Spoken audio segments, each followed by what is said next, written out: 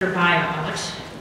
Sandra Ambrose Clark is she owns ESJ Carrier Corporation based in Fairfield, Ohio. She spent 27 years in the trucking industry, including brokering, trucking, warehousing, and her newest endeavor, I like it, without a doubt, truck and trailer repair. I like that name, without a doubt. Established in 2007. You're in the Cincinnati area, right? Yeah.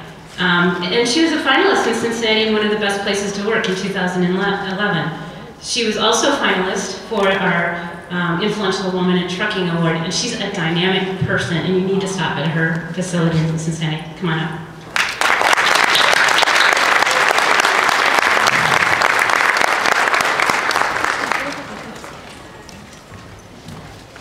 You all are awesome.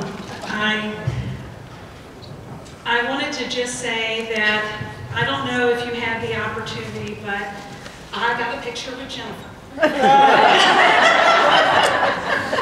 I love it. So you're probably wondering why I'm speaking today. And I just want to let you know, so am I. I really wonder when there's people like Jennifer and people like yourselves out here. I just met Kitty and Lorene, and what an awesome story that they have. And I'm going to share with you today a little bit about my story and how I got started in the transportation industry and what we do every day for women drivers, and I love it. So I am the first, largest, independent 8-bay garage, diesel garage in Cincinnati, Ohio.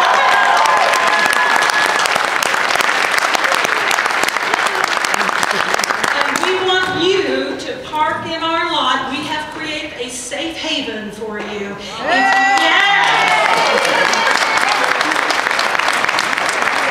If you come to Cincinnati and you are on the north side of Cincinnati in Fairfield, Ohio, we want you to come to our garage. We want you to park. There's food for you. There is a stove. There is a shower. There is a room for you to relax. There's a room upstairs for you to relax and take a break if you would like, and be away from people if you want to. If you want to be with people, there's a large room for you. Every Friday, we did it last year every Friday, but now we're doing it once a month on second Friday of the month. We have a free lunch for you, and we invite all the community and everyone who's there to come and share lunch with us, and we'd love for you to come to our place and share that time. So,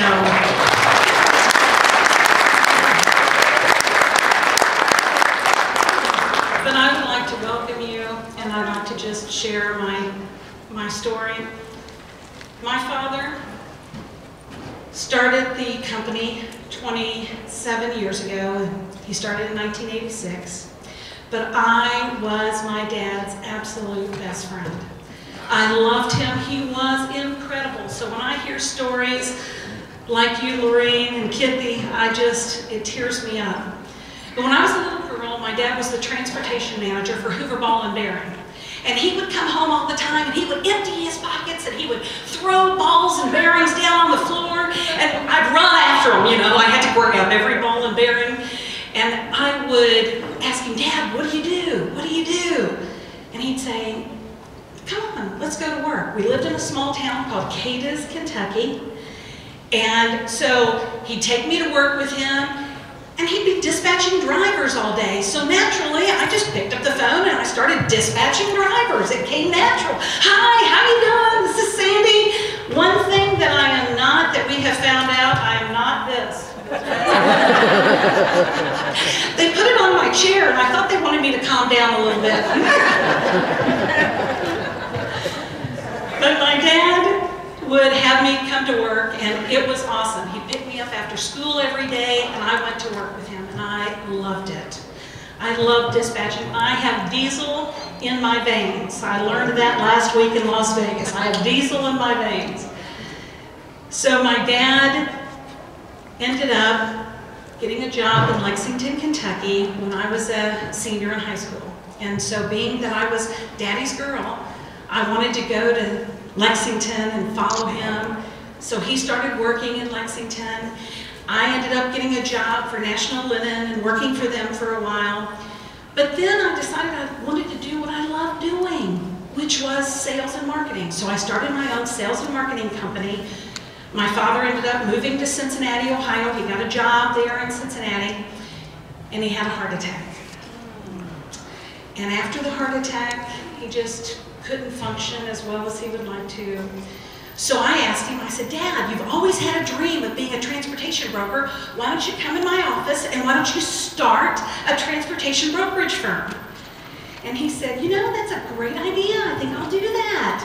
So his office was right next to mine, and it was like being a kid again. We were dispatching drivers, and it was great. And he wanted to go from Cincinnati to the West Coast, and from the West Coast back, we were hiring owner-operators. We were having a great time. A year, almost to the day after he started, my best friend in the world had a heart attack, passed away. It was a challenging time for me, but I knew I didn't want his business to fail. I knew I didn't want his business to stop. So my mom came in and I came in and we actively started running the business. What ended up happening was, as you know, the market in 1996, when the truck crunch happened, we actively got into trucking and started ESJ Carrier Corporation. And I loved trucking. It was awesome. In 2009, as the market collapsed, we had our challenging times. And so what ended up happening, and after we started ESJ Carrier Corporation, though, I should share a story with you that gave the birth of, without a doubt, truck repair. We had our own trucks. We would have them fixed. So there was a repair garage in Cincinnati, and every time I would come in, it was sort of interesting the way that we were treated. Not quite, you know, a woman in trucking, a little bit different. Well, one day I walked in, and we were spending about $500,000 with him, having him fix our trucks.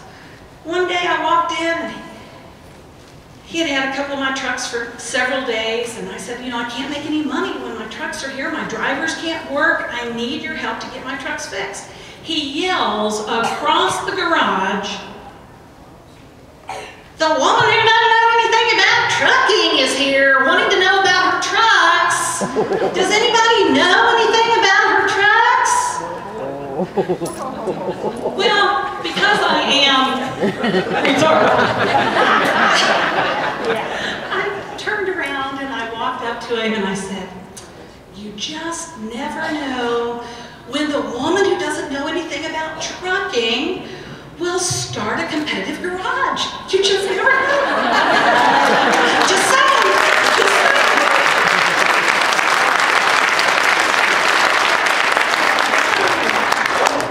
So that gave the birth in 2007. It didn't take me very long to figure out that I wanted to compete and I wanted a name. And I wanted a name without a doubt. And why did I want that name? Because I wanted you to be assured that without a doubt, you could come into our location, and we started teasing. You know, we'd see signs on 75, have you checked your brakes? Without a doubt. Have you checked your tires? Without a doubt. And we just teased about the name all the time. So I started without a doubt. We started as a 2-bay garage. Today, in June of 2012, we moved to our new location. We are 8 bays. We are 7 a.m. to 12:30 a.m. And we have 16 diesel mechanics to service your every need. So I want you to come to Cincinnati, and let me just share with you a couple of additional things that have happened. The reason that I wanted to share with you how much I appreciate you, if it wasn't for you, I wouldn't have my organization. It takes women to be drivers, and I want you to know I have 122,000 square feet of warehouse space in Tri-County. There's 60 dock doors. If you come to park in Cincinnati and you're on the other side, you're welcome to park at my at my warehouse. And again, there's restrooms there for you, there's food for you, there's everything for you there as well. So you can come to either location and have a safe haven for you to be. And the reason I love this organization, Women in Trucking, is because the mission is to be a mentor and to help. I love helping and serving other people. And so this was just a natural. And I love Ellen, and I think that it's awesome, the organization that she started and what she has done. Today, we have, without a doubt, warehouse and logistics, without a doubt, truck repair, ESJ carrier, and you never know, I might be an entrepreneur and start something else. It just depends on what you want me to start. I got to start something else. But you know, there are women that came before us, and this is what I wanted to say, and I really wanted to share with you. Here are just some of the women that have been pioneers like yourselves. Elizabeth Blackwell, 1821, she was born to 1910. She was a pioneering physician. Rosa Parks, the civil rights activist, 1913 to 2005. Eleanor Roosevelt, the First Lady, U.S. Delegate, 1884 to 1962. Mother Teresa, the missionary, 1910 to 1997. Barbara Walters, 1929. She didn't share with us when she got started on, but Barbara Walters. Sandra Day O'Connor, 1930. Supreme Court Justice. Hillary Rodham Clinton, 1947. Secretary of State, former First Lady, former U.S. Senator. Sally Ride, 1951. Astronaut. Oprah Winfrey, 1954. Michelle Obama, 1964. Ellen, 6 years ago.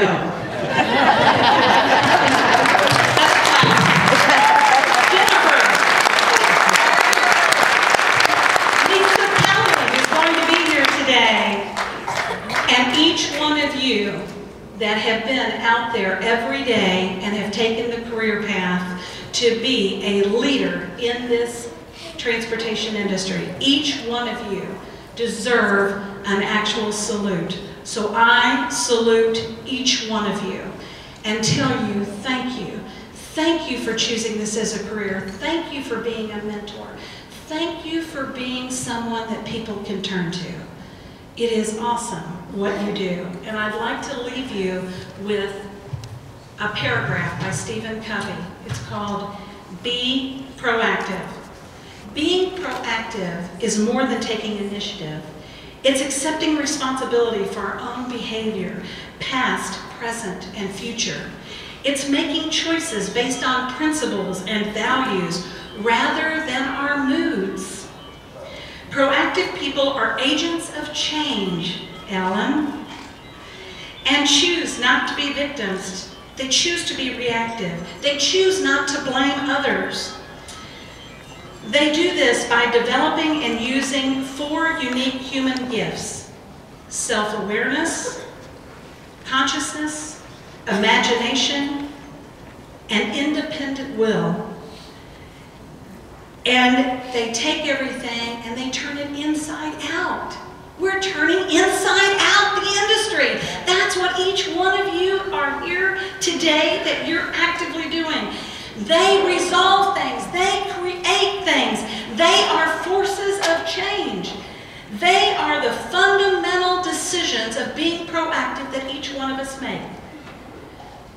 Each one of you have had the courage to change. The day that my dad died, he said this to me prior to passing away. He looked at me and he said, "Sandy, fear is a motivator only for a short period of time." Second thing he said is to love people. And if you become cynical, get out of the business. Don't ever become cynical. And the third thing that he told me was that respect is earned. It's not given. And I respect each one of you. Thank you for letting me share my story, and thank you, Ellen.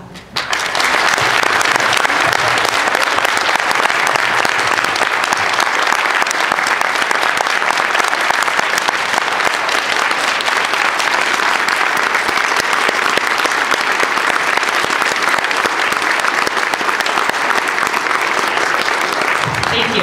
And I'm going to have Sandy stay up here. I'm going to introduce you to a couple other people. And you gave away my secret, by the way.